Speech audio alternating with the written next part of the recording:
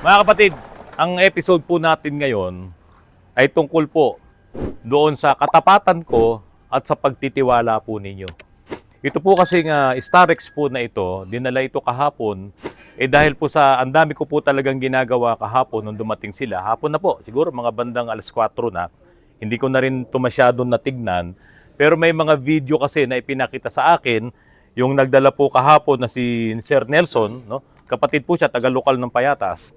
Ipinakita niya yung video na yun pong coolant ay pumupunta po dito sa reservoir. Dito. Yung coolant na galing dito sa radiator, pumupunta dito sa reservoir. Kita. Bitaw. Ayan o. Tumataas baba o. Sige. Sir mo. Ayan o. Sige, bitaw. Marami silang pinuntahan ng mga lugar, nakarating sila ng Batangas, kung saan-saan. At yun nga nagiging issue, salin sila ng salin ng tubig dito sa radiator dahil nauubos yung laman ng radiator at pumupunta dito sa lagayan ng coolant. Pag-akit pa lamang nila dito sa Antipolo, ang tagal daw nung kanilang biyahe dahil nga po sa sobrang traffic at napapansin nila tumataas ang kanilang temperature gauge dahil nga po nauubos ang laman ng kanilang radiator. Ngayon, bakit papasok yung ating title ngayon na katapatan at ang inyong pagtitiwala? Kasi po, ito sa sobrang pagtitiwala po sa akin ng may-ari po nito, bagamat nung bago nakapagdesisyon yung may-ari nito ay tinatawagan siya ni Sir Nelson at yung mga kasama niya mga kapatid kung iiwan na ba itong sasakyan dito sa shop. Dahil nga po, ang naging findings sa kahapon, ito po ay for top overhaul. Kasi nga po, kapag ganun kasi ang issue na yung coolant ay pumupunta dito sa reservoir, pwedeng iyon po ay issue ng back pressure. Hindi kami masyadong nagkausap kahapon, kaya yun na lamang muna yung maiksing usapan na napagkasunduan na ito ay tatap overhaul. Pero laking duda ko pa rin dahil bagong-bago po itong sasakyan, 2019. So 7 years pa lang po itong sasakyan na to dahil kauumpisa pa lamang nitong 2026. So, hindi ako naniniwalang basta na lamang yan ay masisira ang makina. Hindi naman ganun kalaki ang tinakbo. So, kagabi rin, no, nung ako'y nakalibre na, chinek up ko po itong unit na ito. Alam niyo po, ako ay nakakuha na ng down payment na 30,000 pesos po dito sa unit na ito. Hawak ko na yung pera. Nagbigay na sila ng pera. Pero dahil sa hindi ako talaga naniniwala na ganun-ganun na lang ay itatap overhaul to, hindi naman talaga sila nagkaroon ng matinding overheat. Kaya sabi ko, i-check up ko muna. At alam nyo, mga kapatid, mayroon akong nakita dito na hindi ko alam kung ito'y sinadya nung dating gumagawa or nagkamali sila, yung mismong may-ari po nitong Starex na ito. At dahil po doon, yung pong 30,000 na down payment po na ito, ay isosoli natin doon sa may-ari dahil hindi po tayo mapupunta sa top overhaul. Hindi ko gagalawin ang makina nito dahil walang problema ang makina nito. Ang i-check ko lang ngayon ay yung check airbag na nakalagay dito. Ayan. Yan na lang ang i-check natin. At yung nakalagay nga na top overhaul dito, ay hindi na po mangyayari yan. Pati yung dadali natin, yung kanyang cylinder head sa machine shop. Ano po ba ang dahilan? Bakit ba nagkaroon ng ganong problema itong Starex na to? Modelo pa po. At bakit ang dami nilang naging problema dito sa mga pagbabiyahe nila at akala nila na ito ay tatap overhaul na. Ang matindi rito, may nagrekomenda rin kasi na ito ay tatap overhaul. Mabuti na lamang mga kapatid at dito po nadala sa Autoruns. Kaya ako po, nagpapasalamat po ako sa inyo sa napakaraming mga seniors na inuutusan nila yung kanilang mga anak, yung kanilang mga drivers o kamag-anak nila na dito ipa-check up ang kanilang mga sasakyan. Dahil sa totoo lang mga kapatid, tapatan po tayo. Hindi po ako marunong mandaya ng mga subscribers, ng mga customers ni Autoruns. Hindi ko po gagawin yan. Kahit na sabihin yung katulad nito, na nakuhanan ko na ng down payment na 30,000 pesos, no, hindi ako masisilaw yan. Hindi kakati ang kamay ko dahil lang sa 30,000 na yan, ay gagawan ko ngayon ng ibang sira itong Starex na to. Kasi umalis na po sila eh. Naniwala na sila na ito'y itatap overhaul. So hawak ko na yung 30,000 na down payment at pwede pang lumaki yun dahil nga kung mayroong mga gagawin dito. Di ba? Mapapalaki ko pa yung kita ko dito kung talagang gugustuhin ko lang, kung talagang magiging masamang tao lamang po ang inyong lingkod. Ano ba talaga? Ito na. Ano ba talaga ang naging problema nito? Para po sa inyo mga nanonood, pwede ring mangyari po sa inyo to. Kaya panoorin nyo po ito. Napakasimpleng pagkakamali, no? Napaka liit na pagkakamali. Maliit kasi maliit lang yung pyesa, pero ang laki pala ng magiging problema kapag ka po kayo ay napunta sa mekaloko. Ito na po ang problema natin. Ito na mga kapatid. Ito. Ayan, binubuksan ko na yung radiator cap. Yaran! Ito ang kanyang biniling radiator cap. Mali po kasi yung kanilang binili. Hindi po ito pang Starex. Pang kotse ito. Ang alam ko, ito ay pang Toyota Vios. Hindi po ito ang tamang radiator cap ng Starex. Dapat, ang nakalagay po dito ay ganito. Ayan. Ito po ay yung radiator cap nung Hyundai Santa Fe na nandun. Hiniram ko muna para lang maipakita sa inyo yung sample doon po sa may-ari nito. Ito po yung original na radiator cap ng Hyundai dahil parehas lamang po ng makina ito saka yung Hyundai doon. Ito ang binili nyo. Hindi ko alam kung kayo ang bumili or nilagyan to ng iba ng pinagpagawaan nyo. So mali po ito. Bakit po nagkamali? Nel, bunutin mo nga itong hose na to. Ingatan mo lang, baka maputol yung hawakan mo dito. Bunutin mo yung hose na yan. Papakita ko sa inyo kung bakit yung coolant ay lumilipat dito sa reservoir. Ngayon, ang nakala ngayon ng may-ari nito, nagbaback pressure. Ayan. Okay. Tignan nyo mga kapatid Ito kasing original na radiator cap, kapag inilagay mo, talagang isasara niya to. Sarado yan. Yan. Yung labi na yan. No? Ito kasi, yung goma na to, ang magko-close dyan, ang magsisil dyan. Kasi ito parang thermostat valve din dito eh. Kaya nga yung spring na yan, kapag umiinit yan, at yung pressure na ibibigay ng radiator, umuurong yan ganun eh. Ganyan ang trabaho ng thermostat valve eh. No? Lumalambot yan, depende doon sa init, saka doon sa pressure, bubukas yan. At pagbukas niya, yun yung pagkakataon na ilalabas niya ngayon, yung excess na coolant na yon, papupuntahin niya rito, at kapag ka naman lumalamig na ulit itong coolant sa loob or yung pressure, pati yung pressure, babalik naman ulit, hihigupin naman niya ulit yung yung coolant. Kaya nga ito meron nakalagay diyan na 1.1 kilopascals, no? Pressure 'yan. At yung init naman na nabubuo doon sa radiator. Kaso itong problema mga kapatid, walang magsasara, no? Sabi ko sa inyo, kailangan isasara nito dito sa labi nito. Kailangan nakasara. Ngayon pagbukas niya, dapat saka pa lang dadaan dito, yung coolant papunta dito sa reservoir. Pag bumukas to. Ito hindi. Talagang mula sa nung malamig pa siya hanggang sa uminit na, naka-open na to. Kaya hindi niya isasara outlet na to papunta dito sa reservoir. Tingnan niyo po mga kapatid try natin ngayon na ito ay lagyan ko ng katakip. Bigyan mo ako ng additional na tubig kasi lumipat na rito eh. Tubig lang muna mga kapatid kasi hindi na muna nila ito kinargahan ng coolant dahil nga sayang. Tumatapon lamang po yung coolant. Punuin mo ngayon yan. Naubos na eh. Ayan, okay. Ngayon isasara ko to. Ayan, sarado na. Okay. Dapat yan, kapag malamig pa at wala pa talagang pressure dito sa cooling system, walang lalabas na coolant dito or tubig.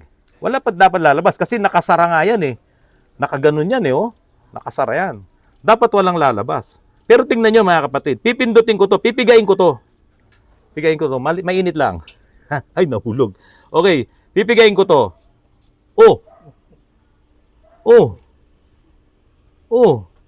Di ba? Hindi niya naisasara. Yung daanan ng coolant papunta dito sa reservoir. Kaya talagang ito, pag uminit na po yan, kumulo na yung tubig or coolant doon sa loob ng radiator, at siyempre talagang ibubuga niya yan dito dahil hindi nga po ito sumasara. Ayan Kaya talagang mag-o-overheat naman siya. Dahil po sa pagkakamali, dahil sa hindi nagtatrabaho ng tama, at dahil sa mali nga po itong radiator cap, mag-o-overheat ka dahil lahat ng tubig ngayon, doon sa radiator, ay pumupunta dito. Nakuha niyo po. So, mali yung radiator cap, kaya siya ngayon nag-o-overheat. Hindi ko lang alam kung meron na sa ibang shop na napuntahan, kasi kahapon, dito na sila dumiretso, Eh sabi nga nila, namomroblema sila sa tuwing bumabiyahe sila, ay nagdadagdag sila ng coolant. Ang tanong ko naman sa kanila, ngayon, dahil hindi ko sila na-interview ng mahaba kahapon, sino ang nagpalit nitong radiator cap na to? Kayo po ba? Kasi dapat kung papalitan nyo yan, kukunin nyo lang yung sample at bibili kayo. Okay. So ngayon, nakita na natin yung problema. Ito na. Ako ngayon ang may problema, Nel. Glenn. Kasi may down payment tong 30,000 pesos. Yari ako ngayon. Magsosoli ako. Yun ang problema naman nung ibang mga talyer. Baka nabulsa na. Di ba? Pangangatawanan na nila ngayon yun. Eh 30,000 pesos, malaking pera na rin yan. Di ba? Eh magbabalik ako ngayon ng 30,000 pesos. Baka pwedeng sabihin ko ngayon sa may-ari nito na, Sir, pasensya na, nabali po yung langis nyo. Para gagawan ko ngayon ng ibang issue. Yun ang nangyayari talaga, mga kapatid. Kaya dito po sa Autorans, kung kayo man po ay magdadala ng sasakyan dito na ipapagawa nyo, karamihan naman po talaga, no? Hindi na sumasama yung may-ari, iniiwan na lang, pinapato yung sasakyan, dinadala dito. Kaya po ako ngayon ay nagkakaproblema, wala na akong mapaglagyan ng mga sasakyan na dinadala po sa aming shop. Ako nga po hihingi ng tulong sa inyo. Baka meron po kayong malalaking lote dyan sa Taytay or dito sa Cainta or sa parting Marikina.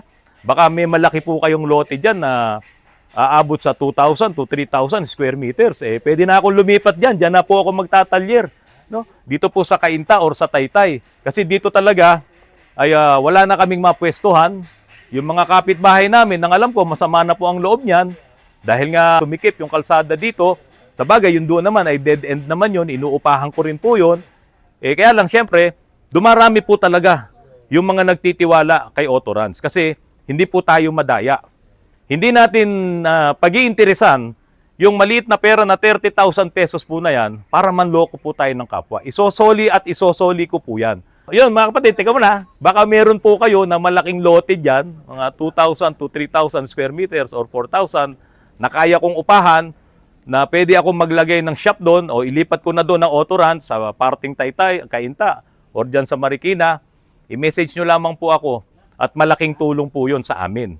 Para mapagsama-sama ko na yung tatlong shop ko ngayon na hiwa-hiwalay, meron ako doon, tapos dito, tapos doon pa tatlo, may pang-apat pa tayo sa Cainta, pagsasama-samahin na natin lahat yan para talagang doon ay halo-halo na. Lahat ng mga tao natin nandun na, transmission, painting, body repair, pati yung ating mechanical, nandun na po lahat, pati yung ating electrical. Kasi bubuo din ako ng group pagdating po sa electrical electronics.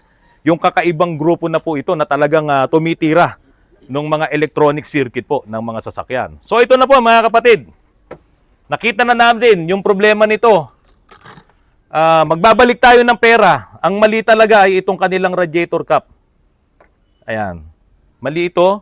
Kailangan lang bumili ng bagong radiator cap na pang Starex. No, bibili tayo siguro mas maganda kung yung Nippon Denso ang bibili natin.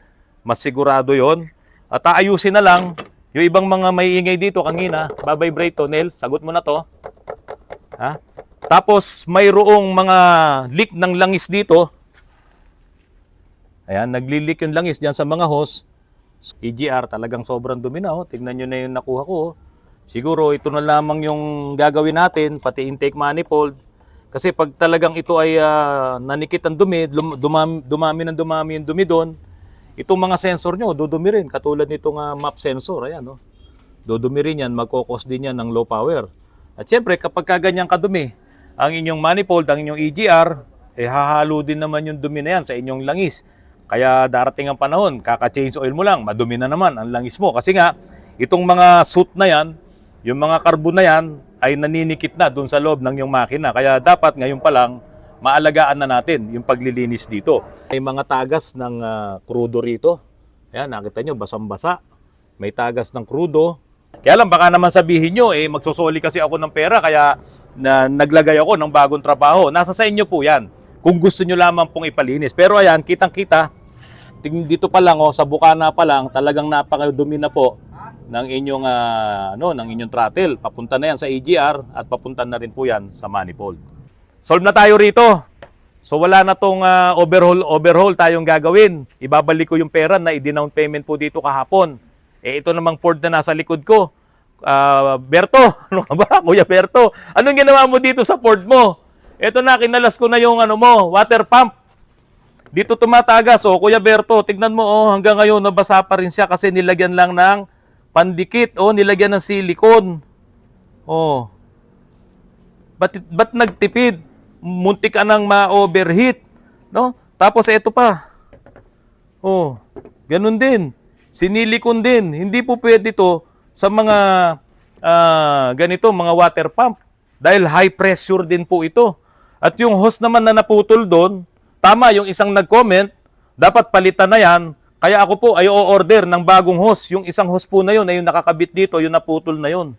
Ayan, ito yung mahaba na to. Kaya magpapabili na rin ako nito bukas para mapalitan na po yung hose po na yan na papunta doon sa HVAC po ninyo. Ngayon, yung isa na mga Ford Ranger dito na nakataas nung isang araw, sira ang clutch, hindi may ilaw yung ABS, yun naman pala, putol yung wire. Dito sa sensor. Anong side nung sensor ang naputol? Dito sa left side, sir. Ayan. Okay na, kita na? Yung tinest mo na ABS kahapon, yun yung isang buo. So hindi yun ang putol. Ang putol pa yung kinakabitan nun. Naku, talaga mag-electrical repair kayo dyan. Maraming salamat po sa patuloy na pagtitiwala nyo po kay Autorans at pagtangkilik po sa aking channel. Yung pong mga subscribers ko po na mga seniors at kahit hindi yung mga seniors, napakalaki po ng tiwala nyo po sa akin. At yan po ay susuklian ko naman ng katapatan at paglilingkod po sa inyo. Yung aming mga pagtatrabaho. Kung meron po kayong mapapansin na staff dito sa Autorans na medyo kakaiba doon sa sinasabi ko, yung kanilang mga ginagawa, paki-message nyo lamang po ako para po sila ay makausap natin. Basta dito sa shop na ito, dapat lahat ay tapat. Baliktarin mo man yan. No? Isabit mo man sila sa puno ng nakabaliktad, kapatiwarik, tapat pa rin. Baliktaran, tapat pa rin. Para po hindi po mawala ang inyo pong pagtitiwala po sa amin. Maraming salamat. Patuloy lamang po kayong manood ng aking mga vlogs. At yung mga nagko-comment po sa aking mga vlogs, sabihin nyo po kung taga saan po kayo. At iniipon ko lamang po yung mga comments nyo. Sa mga susunod na araw, ay gagawa po ako ng vlogs na babanggitin ko po lahat ang inyong mga pangalan at ang inyong mga comments. Magandang hapon. Maraming salamat po sa inyong lahat, mga kapatid.